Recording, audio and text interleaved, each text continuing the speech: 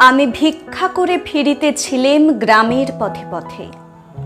তুমি তখন চলেছিলে তোমার স্বর্ণরথে। অপূর্ব এক স্বপ্ন সম লাগিতেছিল চক্ষে মম। কি বিচিত্র শোভা তোমার, কি বিচিত্র সাজ। আমি মনে ভাবতেছিলেম, এ কোন মহারাজ।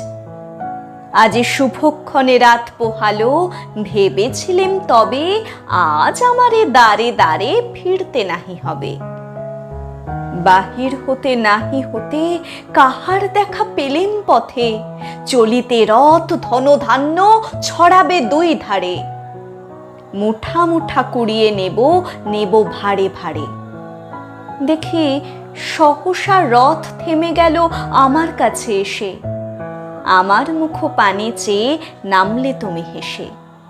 দেখে মুখের প্রসন্নতা জুড়িয়ে গেল সকল ব্যথা। হেনকালে কিসের লাগি তুমি অকস্মাৎ।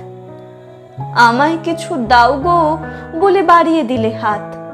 মরি, এ কি কথা রাজাধিরাজ, আমায় দাও গো কিছু। শুনে ক্ষণকালের তরে রইনু মাথা নিচু।